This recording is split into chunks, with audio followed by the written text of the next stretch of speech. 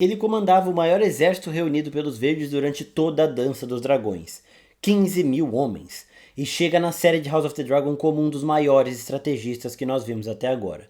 O nome dele quase ninguém se lembra, mas hoje é dia da gente falar da história completa de Ormund Hightower, como ele virou Lord de Oldtown, por que ele criou um príncipe Targaryen como se fosse filho e o que realmente aconteceu nas batalhas que decidiram o rumo dos Hightower e também da Dança dos Dragões, tanto no livro de Fogo e Sangue como em House of the Dragon.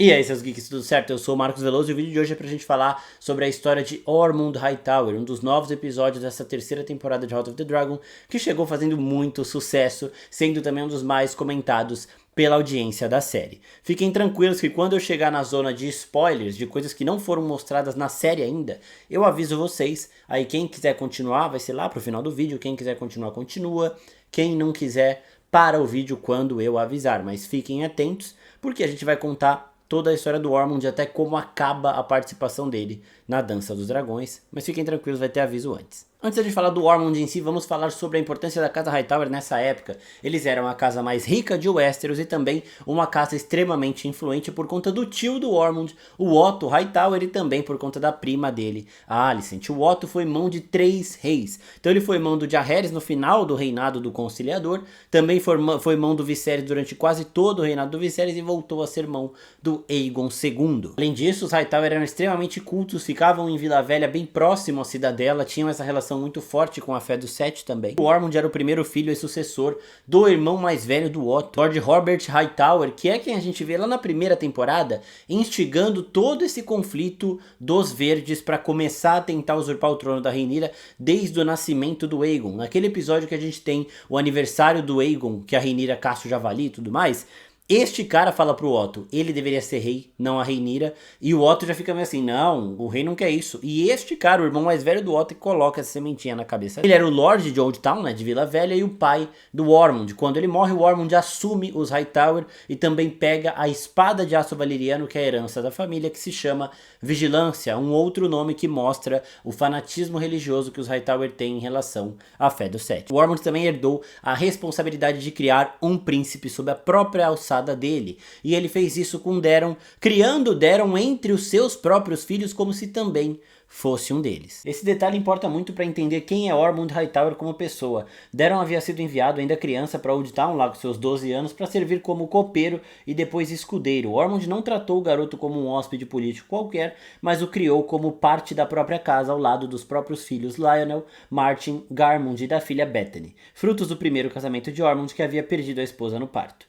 Anos depois, essa relação quase paternal com o príncipe Targaryen se tornaria decisiva, porque quando a guerra estourasse, Ormund não estaria apenas lutando por um rei distante, mas pelo lado da família daquele que ele criou quase como se fosse filho dele. Agora vamos falar do começo da participação do Ormund na Dança dos Dragões, aqui que as coisas começam a se conectar com o que a gente está vendo dele na série, mas antes desse momento que ele aparece com os 15 mil homens Hightower, se encontra com o Daemon e tudo mais, ele já participou de conflitos bem intensos para chegar ali. Ormund, como parente próximo da família real através do tio Otto, escolheu o lado óbvio e ficou com os Verdes do Aegon II. Mas a escolha não foi simbólica, ela foi militar e massiva. Enquanto o Conselho Verde discutia táticas de guerra e negociação, o Ormund já reunia 15 mil homens na Campina para ajudar a causa dos Verdes de uma maneira mais direta e mais brutal. E a marcha dos 15 mil sai da Campina rumo a Porto Real. O Ormund, liderando esses exércitos, manda na frente o primo dele, o Gwaine Hightower, que é o irmão da Alicent, para chegar lá em Porto Real antes que o Gwaine se unisse às forças da coroa lideradas pelo Criston Cole. A gente viu isso acontecendo na série também. E aí que entra o problema. Para sair da Campina, o Ormund não teve vida fácil, porque os protetores da Campina eram os Tyrell. Os Tyrell não se envolveram nessa treta.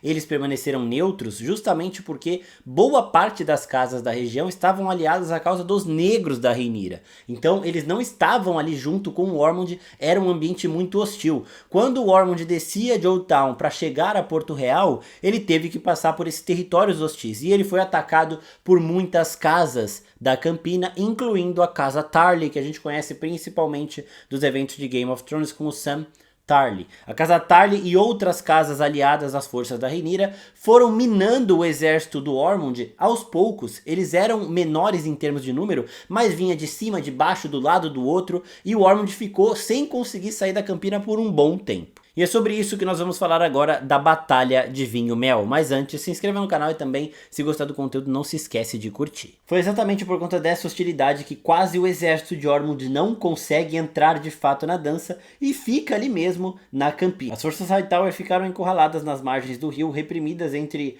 homens do Lord Thaddeus Rohan e de um outro grupo de inimigos, uma de cada lado. As linhas do Ormond começaram a ceder e a derrota parecia certa. Mas é nesse momento que todo o investimento que o Ormond deu de tempo, de carinho, para criar o príncipe Daeron Targaryen, trouxe a recompensa direta em batalha. Porque quando a derrota dos exércitos Hightower parecia já certa, o Daeron chegou no dragão dele, que ainda não era um dragão muito crescido, um dragão mais ou menos do tamanho do Vermax ali, a Tessarion, botando fogo em tudo e conquistando a vitória para os Hightower. Nesse momento, chegou um dragão na parada, a galera ou foi queimada ou saiu vazada, tentaram fugir da situação, deixando o caminho livre para os Hightower finalmente saírem da campina. Então, no momento que a gente está vendo de House of the Dragon, já aconteceu tudo isso. Tá, Tessarion já entrou em batalha, foi uma batalha que não era esperada, o Ormond não estava com o Daeron ali para isso naquele momento, mas o Daeron tomou a decisão de ajudar o tio que o criou como se ele fosse de fato um filho. Por conta dessa coragem de batalha do Daeron, ele foi ungido cavaleiro pelo próprio Ormond com a espada de aço valeriano Vigilância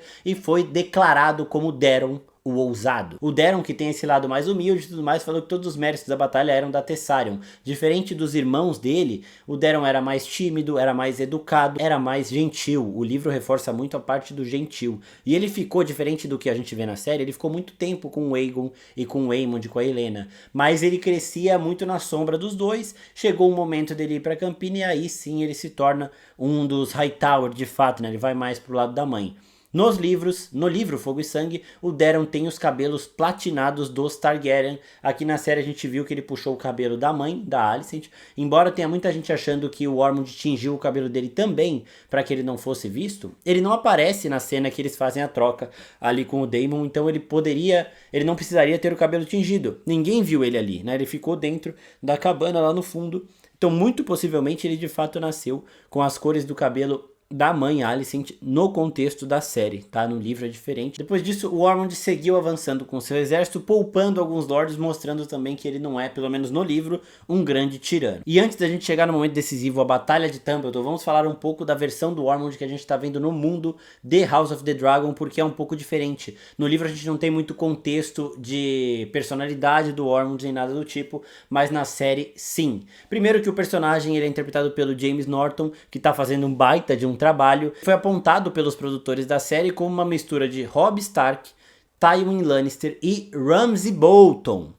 Tá? Então o Robb Stark a gente entende mais por ele ser um baita de um estrategista mesmo. Eu tenho alguns problemas com a estratégia que ele montou para enganar o Daemon, mas eu falei disso no vídeo de análise, depois assistam também. O Tywin é porque ele é o grande lord com uma espada de aço valeriano do exército mais rico de todos e também ele é conhecido por sua grandiosidade em termos de batalha e por ser também um baita de um lord ricaço. E o lado mais perigoso da galera, comparando ele com o Ramsay Bolton, a gente também vai vendo esse tom mais excêntrico dele, né? É um fanático religioso, a gente vê ele cheirando lá o perfuminho dele quando chega alguém fedido perto dele, e possivelmente esse cara vai ser um sádico do caralho, tá? E é por isso também que eu acho que compararam ele com o Ramsay Bolton. E sobre Tumbleton, antes de eu entrar nos acontecimentos da batalha, que aí sim vai ser a zona de spoilers, vamos explicar rapidinho o contexto da importância de Tumbleton para a Rhaenyra neste atual momento. Primeiro ponto, Tumbleton é próximo de Porto Real, ou seja, quando o Ormond invade Tumbleton, que a gente descobriu que aconteceu no final do episódio dessa semana de House of the Dragon,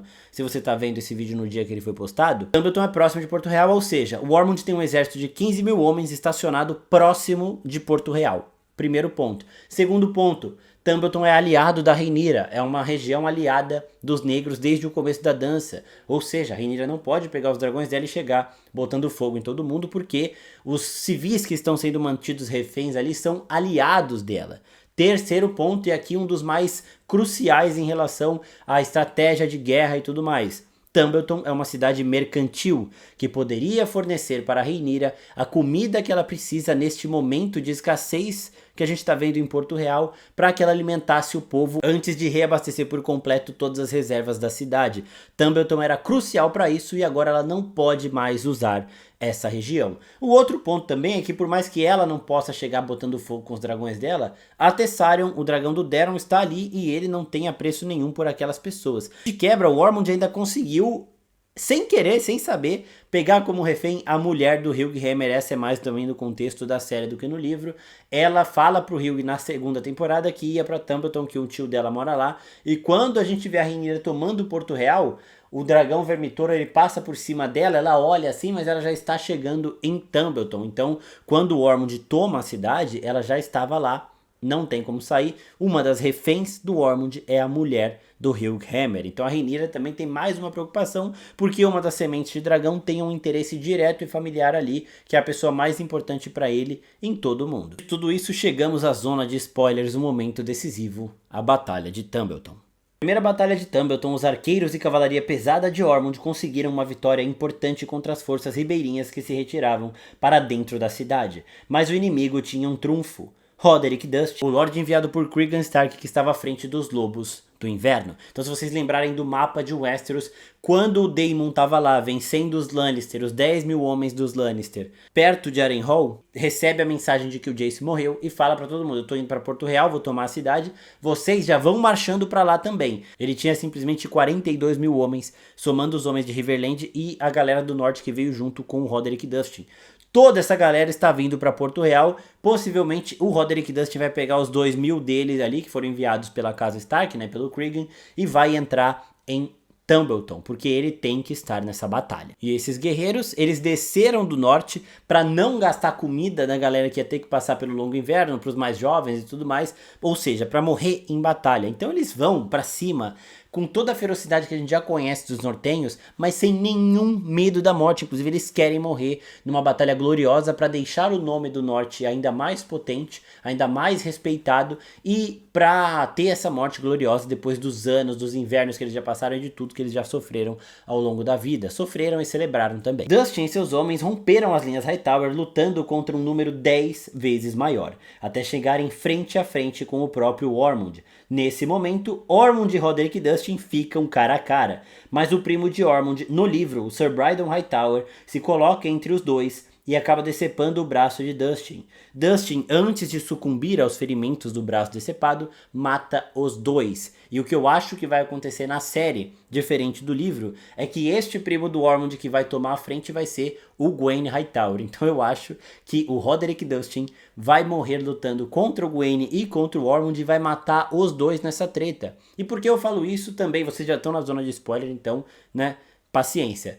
O Gwaine, no livro, neste atual momento do livro, ele já tá morto. Porque quando a Rhaenyra toma Porto Real, ele tava lá entre as forças dos verdes, ele também tenta impedir, ele acaba sendo morto pelos Golden Cloaks, né, os mantos dourados. Como o Gwaine tá vivo, ele não estava em Porto Real nesse momento, eu acho que vão colocá-lo na Batalha de Tumbleton e vão fazer com que ele morra. Ah, mas ele tá em Harrenhal. Não sei, eles vão dar um jeito aí de fazer isso, eu acho, tá, que ele também vai estar nessa batalha, ou talvez ele acabe morrendo em outro momento lá em Harrenhal, porque a gente vai ter também batalha por ali, tá, os exércitos do Criston Cole também vão encontrar zona hostil, não vão ter vida fácil. Mas voltando pro Ormond, é bem aqui nesse instante confuso e sangrento que a história de Ormond Hightower acaba. Ele morre em Tumbleton sem nunca ver o resultado final da guerra que ajudou a travar. Uma coisa interessante que a gente tem da personalidade do Ormond é que muito provavelmente ele não estava lutando pelos verdes no geral, mas ele tinha um interesse escuso de colocar o Daeron no trono de ferro. Se depois dele vencer a guerra, conseguisse destronar a Rhaenyra, ele conseguisse também tirar o Aegon e o Aemond da frente da linha de sucessão, o Daeron seria o próximo. Ele tendo o Daeron no trono, ele seria o mão do rei, a Vit falou disso no Falar Morgulhos, e ele é que comandaria tudo. Então ele basicamente seguiria os passos do tio dele, Otto Hightower, até se tornar mão do rei e o homem mais poderoso de todo o reino. Ele já é um dos mais poderosos por conta de ser a casa mais rica de todas, mas ele seria o mão do rei, além disso tudo, além de ser o lorde mais rico, e teria o rei na mão, porque ele que criou o Daeron via ele como se fosse um pai. Então ele seria de fato, para todos os efeitos, o grande rei dos 7 reinos. Vendo a personalidade que a gente está vendo do Ormond, Em House of the Dragon, que a gente tem mais nuances do personagem, eu acredito muito que o plano dele, além de tudo, era de depois de lidar com a Rhaenyra, de vencer pelo lado dos verdes, tirar o Aegon e o Aemond do caminho e colocar o Daeron no Trono de Ferro, para que ele, Ormond Hightower, se tornasse mão do rei e governasse os 7 reinos, assim como a maioria dos mãos fizeram ao longo dos anos. O Daeron não seria esse rei relapso nem nada do tipo, mas com certeza seria manipulado pelo Ormond, porque ele foi criado pelo Ormond como se fosse um filho. Então nem seria manipulado, ele ouviria tudo que o Ormond queria, respeitaria o Ormond como pai, e por mais que a hierarquia do reino colocasse o Daeron acima do mão do rei Ormond, a hierarquia parental faria com que o Ormond tivesse uma voz ativa o Daeron, assim como a gente vê em Game of Thrones, de novo a comparação que fizeram, do Tywin Lannister como mão do rei do Joffrey. O Joffrey, para todos os efeitos, era o rei, tinha uma voz ativa e um poder maior do que o do Tywin, mas quem mandava era o Tywin, inclusive quando ele falava pro Joffrey ficar quieto, o Joffrey botava o rabinho embaixo das pernas e saía andando em silêncio. Eu acredito que o cenário perfeito pro Ormond era esse. Era por isso tudo que ele se colocou nessa guerra com tanto empenho, querendo continuar mesmo depois dos verdes estarem aparentemente derrotados. Porque o grande sonho dele era de se tornar mão do rei, manipulando o rei, tendo o rei na sua mão para comandar os 7 reinos. Essa é a história de Ormond Hightower, um homem ambicioso, inteligente e poderoso, que está agora fazendo um grande sucesso entre os fãs de House of the Dragon. E ainda na Batalha de Tumbleton, depois que o Ormond morre,